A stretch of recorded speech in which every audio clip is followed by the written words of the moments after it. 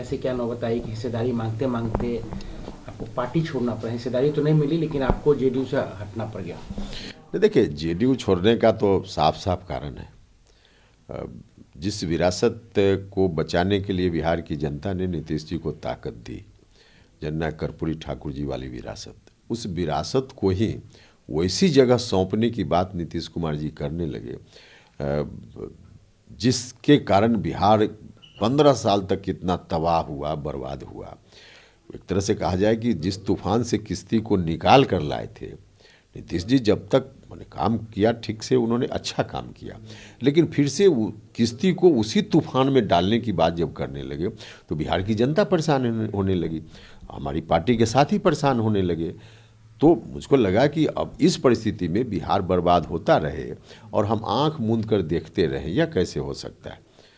तभी हमने निर्णय लिया कि नहीं, अब रास्ता बदलना पड़ेगा, और हमने निर्णय लिया। दूसरी बात, जहाँ तक हिस्सेदारी की बात हमने कभी की थी, हिस्सेदारी की बात तो तब ना जब कुछ हो, कहीं कुछ हो उसमें से बांटने की बात हम करेंगे। अब जेडीयू के पास तो कुछ है ही नहीं, नीतीश जी के हाथ में तो जीरो है, अब उसमें क्या हम हिस्सा।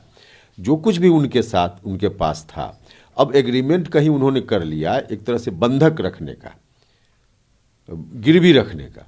तो बंधक से पहले जमीन, जो भी उनकी राजनीतिक जायदाद है, बंधक है तो कहाँ हमको हिस्सा मिलेगा। अब वह बंधक से उसको छुड़ाना पड़ेगा ना, और छुड़ाने के लिए हम जनता की अदालत में जाएंगे और हम अपनी पार्टी के माध्यम से जाकर उसको छुड़ाएंगे, उस विरासत को। और पूरा का पूरा अब हिस्सा का मामला नहीं है, अब मुकम्मल का मामला है, तो इस ओर हम चल पड़े। क्या वजह है कि सर उनके अपने करीबी जो है देखा जाए तो धीरे धीरे बिछड़ रहे हैं? अगर इससे पहले देखा जाए तो आरसीपी सिंह छोड़ के चले गए, कई उनके प्रशांत किशोर भी बड़ी नज़दीकी हुआ करते थे, चले गए। आप तो खैर उनके भाई भाई वाला रिलेशन में आप रहे हैं, आप भी अब उनको इस तरीके से छोड़ के चले गए। तो आखिर क्या वजह है कि नीतीश जी का अगल बगल के जो सब उनके सहयोगी थे उनको छोड़ के जा रहे हैं? देखिए, इसका तो सबसे बड़ा कारण है कि जो लोग भी साथ थे, सब लोगों का एक मिशन था, बिहार को अच्छे रास्ते पर ले चलना, कर्पूरी जी की विरासत के हिसाब से बिहार को चलाना। अब जब इससे नीतीश कुमार जी अलग हो गए तो स्वाभाविक रूप से लोगों का छोड़ना था ही, लोग छोड़ रहे हैं। तो मुख्य कारण तो यही है कि लोग उनको छोड़ते जा रहे हैं। मिसगाइड भी उनको कोई कर रहा है? हाँ, निश्चित रूप से जो स्थिति है उसमें तो अगल बगल वाले लोग हैं, जिस तरह की सलाह दे रहे हैं, फीड कर रहे हैं, उस तरह से नीतीश जी एक्ट कर रहे हैं। और ऐसी स्थिति देखकर कभी कभी तो दया आती है कि क्या थे नीतीश कुमार जी, और आज क्या बना दिया उनके साथ वाले लोगों ने उनको, तो देखकर दया आती है।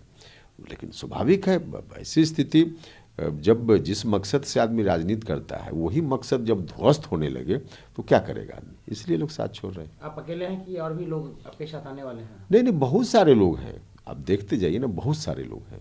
कहा जा रहा है कि बहुत सारे विधायक हैं जो बीजेपी के टच में भी है और आरजेडी के टच में भी है, क्या ये सही है क्या? देखिए, कौन अपवाद दो चार हो सकता है, अदरवाइज सबको चिंता है ना कि जनता वोट देगी ही नहीं। अब लोग जेडीयू के साथ है ही नहीं, तो लोग कैसे रह पाएंगे, कैसे अपना चुनाव जीत पाएंगे। तो इस कारण से जहाँ जिनको जो बन पा रहा है, कोई बीजेपी के संपर्क में, कोई आरजेडी के संपर्क में, बहुत सारे लोग हम लोगों से भी संपर्क में, तो सब लोग कहीं ना कहीं अब अलग अलग अपना संपर्क उन्होंने साध लिया। जिस तरीके से नीतीश जी ने तेजस्वी यादव को प्रोजेक्ट किया, कल आपके छोड़ने के बाद ललन सिंह का जिस तरीके से बयान है कि कब किसने कहा, मैंने तो नहीं कहा, तो आपको क्या लगता है कि ऐसे में जेडीयू टूट जाएगी? हो सकता है कि आरजेडी उनके विधायक को तोड़ के, क्योंकि कहा जा रहा है कि तेजस्वी यादव के साथ गठबंधन इसीलिए हुआ था कि हम अब जाएंगे देश घूमने, प्रधानमंत्री को उम्मीदवार बनेंगे और आप मुख्यमंत्री बनिएगा। तो हमें लगता है कि वो लोग भी नाराज चल रहे हैं। तो आपको लगता है कि ऐसे में जेडीयू खत्म हो जाएगी अगर तेजस्वी यादव कोई पहल कर रहा है तो? देखिए, जेडीयू को तो दुनिया की कोई ताकत अब नहीं बचा सकती, इसको तो खत्म होना ही है, इसमें कहीं कुछ नहीं।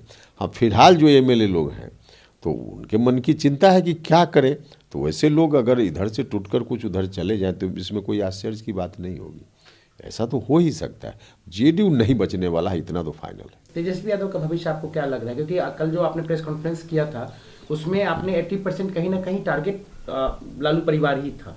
तो उन्होंने कहा कि विरासत, क्योंकि उन्होंने तेजस्वी यादव को सौंप दी इसलिए आप नाराज हो गए, या जो लवकुश है वो नाराज चल रही? देखिए, टारगेट मेरा था सिर्फ ऐसा नहीं है।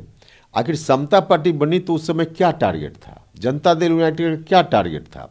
और उतने दिनों की बात छोड़ भी दीजिए, 2020 जो लास्ट असेंबली का इलेक्शन हुआ है उसमें भी जेडीयू ने क्या मुद्दा बनाया था? 15 साल बनाम 15 साल, यही मुद्दा था। और इसी मुद्दा के कारण जनता ने समर्थन दिया।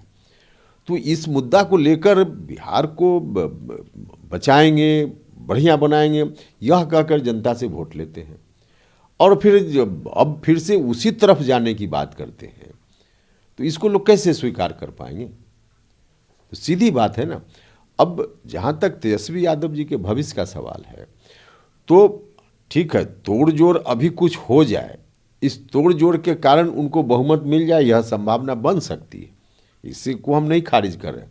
लेकिन फ्रेश इलेक्शन में वो जीत कर आ जाए और उनके नेतृत्व में चुनाव हो और मुख्यमंत्री बन जाए, ये तो बिहार की जनता फिलहाल नहीं स्वीकार करने वाली। सर एक सवाल और कि 2024 में आपको लगता है कि मुख्यमंत्री या प्रधानमंत्री के उम्मीदवार बन पाएंगे नीतीश कुमार, जो माहौल देश का है? देखिए, एक तो सबसे पहले तो जिस गठबंधन में है उस गठबंधन में आरजेडी के लोगों ने ही उनको शिखंडी कहा, उनको बेशरम कहा, उनको भिखमंगा कहा। तो जो साथ वाले लोग इस तरह से उनकी छवि को प्रस्तुत कर रहे हैं, वही लोग जाकर के देश में मांगेंगे वोट की प्रधानमंत्री बनाने के लिए उन्हीं को वोट दीजिए जिसको हम भिखमंगा कह रहे हैं, जिनको हम बेशरम कह रहे हैं। तो साथ वाले लोग जो उनके हैं उनका यह रवैया है।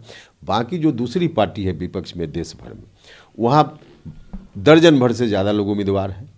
तो इन लोगों के बीच एकता होने की संभावना दूर दूर तक कहाँ दिख रही?